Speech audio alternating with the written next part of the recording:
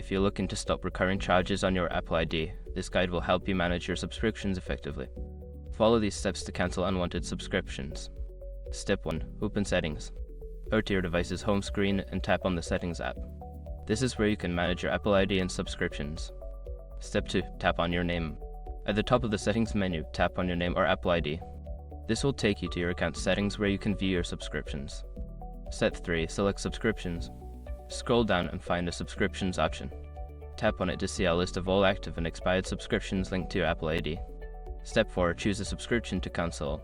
Browse through the list and select the subscription you wish to cancel.